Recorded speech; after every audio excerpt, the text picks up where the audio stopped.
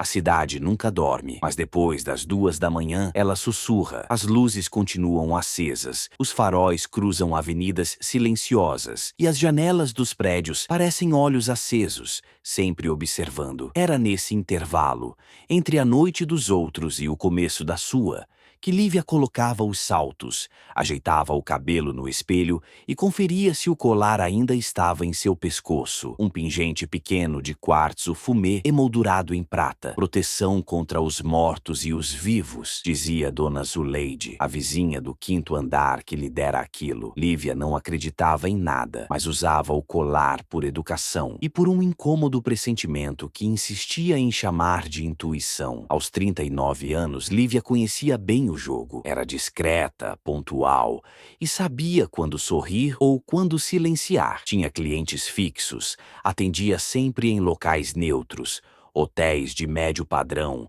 apartamentos alugados por temporada, espaços onde pudesse sair rápido se algo desse errado. Aprendera a não fazer perguntas. Os homens não vinham por companhia, vinham para esquecer. E ela também. Por fora era segura, elegante, até fria. Mas à medida que as noites se acumulavam, um peso estranho começou a se instalar. Não era culpa, era algo mais sutil, mais viscoso, como se estivesse sendo sugada para um lugar sem chão. Começou com os sonhos, mulheres que gritavam atrás de portas fechadas, quartos com chão de vidro onde via corpos se contorcendo sob os próprios pés. E às vezes, acordava com os olhos marejados, sem lembrar por quê. Acordava no meio da madrugada sentindo o cheiro de vela apagada, de roupa queimada e algo pior, como se alguém estivesse parado no pé da cama, esperando que ela abrisse os olhos. Ela dizia a si mesma que era cansaço. Lívia vivia sozinha num apartamento antigo na Rua Aurora, no centro de São Paulo. O prédio era um sobrevivente da década de 50, com elevador barulhento e moradores silenciosos demais. Um dos poucos lugares onde ninguém fazia perguntas. Durante o dia, tomava café lendo notícias policiais. Fazia isso como um ritual, talvez para lembrar a si mesma que o mundo real era mais cruel do que qualquer coisa que ela fazia à noite. Mas nas últimas semanas, até o café parecia amargo e o reflexo no espelho estranho. Não era nada visível, apenas uma impressão, como se houvesse um atraso entre seus movimentos e a imagem refletida. Coisas pequenas, o piscar dos olhos, o virar da cabeça, 1 milésimo de segundo de diferença, mas que a fazia desviar o olhar cada vez mais rápido. Naquela sexta-feira, a noite estava mais abafada do que o normal. Junho, mas com ares de janeiro. O tipo de calor que gruda na pele, como se o ar estivesse tentando se infiltrar sob os poros. Ela desceu do prédio às 22 horas, passou pelo zelador cochilando em sua cadeira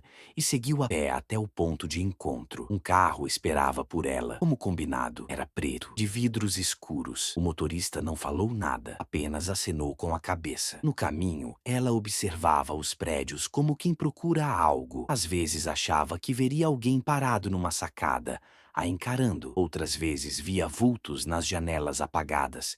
Sabia que eram só reflexos, mas ainda assim sentia calafrios. Ao chegar ao local, o cliente era um dos habituais. Homem de meia idade, bem vestido, educado, sempre gentil. Pagava adiantado, oferecia vinho barato, contava piadas ruins. Um alívio diante de tantos outros. Depois do serviço, ela voltou para casa como sempre. Mas ao passar pela portaria, o relógio marcava 3h13 da manhã. 3 horas, 13 minutos. E há algo naquele número que fez seu peito apertar. Não soube explicar. Iu para o elevador. Quando subia, sentiu um arrepio subir pelas costas. Quando o espelho do elevador piscou por um segundo atrás de si, parado, virou-se de súbito. Não havia ninguém. O elevador seguia vazio, mas o reflexo ainda parecia ado. Chegara ao apartamento, trancou a porta com mais cuidado do que o habitual. Ao quarto, tirou os sapatos. Tido, olhou para o colar no pescoço. Mais quente do que antes. Tela do celular, uma nova mensagem. Número oculto. Só dizia: "Você é a próxima." Lívia passou o sábado inteiro tentando esquecer a mensagem. Frase curta. "Você é a próxima." Era o tipo de coisa que em outra época teria rido. Algo naquela noite deixara marcas estranhas. Ela dormiu mal. Acordou com o colar novamente quente,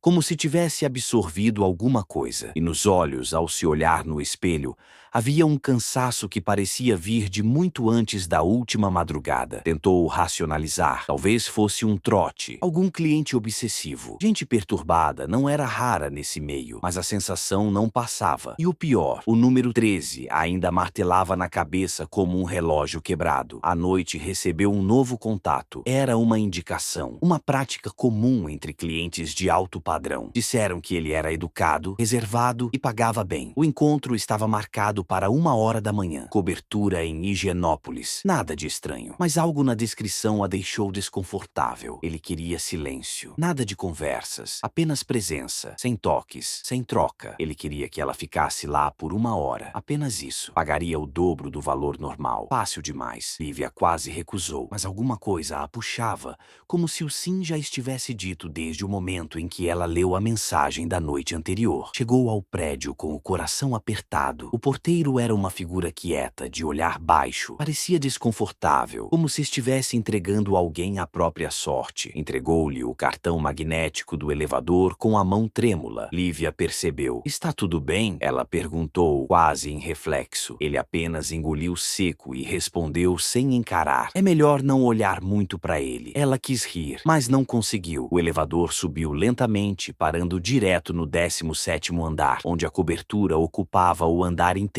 A porta abriu-se direto para um hall interno. Nenhuma luz acesa, exceto por uma sutil penumbra âmbar que escapava por baixo da porta principal. Ela respirou fundo e tocou a campainha. Nada. Antes que pudesse decidir se tocaria novamente, a porta se abriu sozinha, como se estivesse destrancada e esperando. Não havia ninguém ali, apenas um corredor longo, ladeado por quadros antigos, todos cobertos por panos negros. Lívia entrou. A porta se fechou atrás dela com um estalo seco. "Olá?" chamou, tentando manter a voz firme. Silêncio. Até que uma voz grave respondeu do fundo da sala. "Você chegou na hora exata. Sente-se." A sala principal era ampla, decorada como uma biblioteca antiga. Cortinas pesadas, carpete vermelho escuro, poltronas de couro marrom e uma lareira acesa, apesar do calor da noite. O homem estava ali, sentado em uma das poltronas, de costas para ela. Era alto, muito alto, ombros largos, terno escuro perfeitamente alinhado. Mas havia algo estranho. Pele do pescoço, visível sob a gola, era pálida demais, como cera. O ar ao redor dele parecia mais frio. Lívia caminhou devagar e sentou-se na poltrona oposta. A primeira coisa que percebeu foi a ausência de som, nem o estalo da lareira, nem os ruídos típicos de um apartamento. Era como se tivessem colocado o mundo em mudo. "Algum pedido específico?" ela arriscou. "Apenas fique. É o suficiente." Tirar o rosto, as pernas e os olhos dele em sua direção, mesmo sem vê-los. Algo no ar estava denso. Se fosse difícil respirar ali dentro. Minutos passaram. O relógio na parede marcava 1h17. Piscou. Estava presa naquele minuto. Começou a suar frio. "Posso beber algo?" Ou se levantar, sentiu um peso nos ombros. Se algo invisível estivesse pressionando seu corpo contra a poltrona.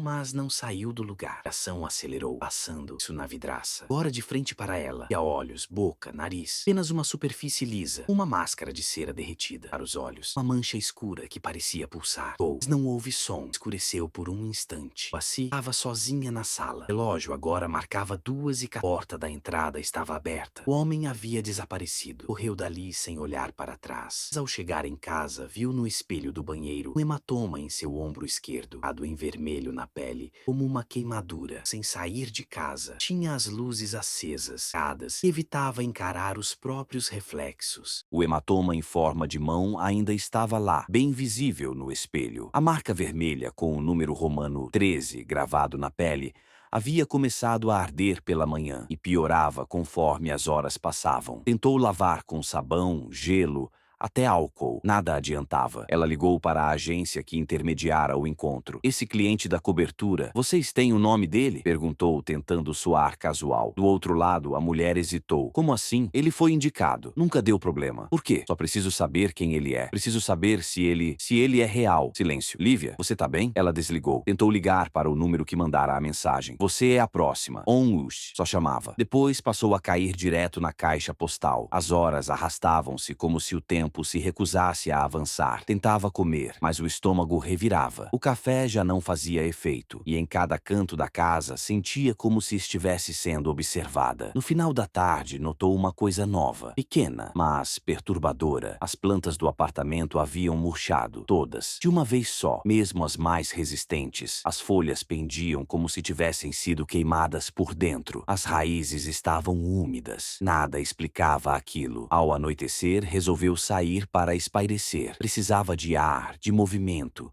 de qualquer coisa que a tirasse daquela espiral. Caminhou até a Praça Roosevelt, onde costumava encontrar outras garotas da noite. A maioria a conhecia de vista. Algumas trocavam palavras rápidas, mas naquela noite, ao se aproximar, todas pareciam se afastar, como se soubessem de algo. "Tá tudo bem?" perguntou a uma delas, uma travesti velha conhecida chamada Cacá. Cacá deu um passo para trás. "Você tá marcada, Lívia. Eu não me meto com coisa que vem do outro lado, nem morta." "Que marca? Do que você tá falando?" Cacá não respondeu, apenas fez o sinal da cruz. Virou-se e desapareceu na rua abaixo. Confusa e assustada, Lívia voltou para casa. No elevador, o espelho estava coberto com papelão e fita crepe. Um aviso escrito à mão dizia: "Em manutenção", mas ela sabia que não havia nenhum conserto ali. Subiu pelas escadas, ouvindo os próprios passos ecoarem pelas paredes antigas. Ao passar pelo quinto andar, sentiu um cheiro forte de vela derretida e incenso queimado. Era o andar de Dona Zuleide. Bateu na porta. A velha demorou a atender. Quando abriu, os olhos estavam mais fundos do que Lívia lembrava. "Você demorou para voltar", disse Zuleide sem surpresa. "A senhora sabia? O colar esquentou, não foi?" Lívia assentiu em silêncio. Zuleide puxou-a para dentro. O apartamento era carregado de imagens de santos, velas pretas e vermelhas, ervas penduradas no teto e símbolos riscados no chão. "Senta e não mente. Com quem você esteve?" Lívia contou tudo, desde a mensagem até o homem sem rosto. Zuleide escutou em silêncio, mexendo uma tigela com folhas que exalavam um cheiro forte de cânfora e enxofre. "Você não esteve com um homem. Esteve com ele, o 13º. "O quê?" 13. Um antigo. Um espírito sem forma. Ele se alimenta da dor das mulheres esquecidas, especialmente as que vendem o próprio corpo. Gosta de quem carrega culpa, solidão, raiva. Ele as marca, uma por uma." Lívia gelou. "O que ele quer comigo?" "Ele quer a última, a 13ª. Quando conseguir, poderá voltar, reencarnar, habitar carne e osso. Se você é a próxima, você é a última." A cabeça de Lívia girava. Tudo parecia insano, mas nada mais na sua vida fazia sentido desde aquele encontro. "Como paro isso?" Zuleide olhou para ela com pena. "Você já foi tocada. Já está com ele. Mas talvez, só talvez, se descobrir quem foram as outras 12, se entender o padrão, talvez consiga atrasar a próxima marca ou quebrar o ciclo. Onde eu começo? Com as mortas. Ele não esconde seus rastros, só esconde a ordem." Antes que pudesse perguntar mais, Zuleide empurrou um saquinho de pano na mão dela. Banho de arruda, sal grosso e sangue de galinha preta. Toda noite, até a lua virar, ou até ele vir buscar. Naquela madrugada, Lívia pesquisou na internet por casos de garotas de programa mortas nos últimos meses. Buscou padrões, lugares, datas, horários. E então viu uma matéria do ano anterior. Uma mulher encontrada morta em uma cobertura em Higienópolis. Nenhum sinal de violência, nenhuma marca de entrada forçada. Apenas um colar derretido no pescoço. O nome da vítima era Júlia. No canto da reportagem, um detalhe quase invisível. O número 13 riscado na parede, feito com sangue seco. Lívia se levantou com o coração disparado. Foi até o espelho do banheiro, segurando uma vela. Apagou a luz. Na penumbra, com o vapor ainda recente do banho, escreveu no espelho com o dedo: "Quem são as outras?" Por um segundo, nada aconteceu. Mas então, lentamente, as letras começaram a escorrer sozinhas, como se uma mão invisível as estivesse reescrevendo. "Você já as viu? Estão olhando por você." Atrás dela, no reflexo,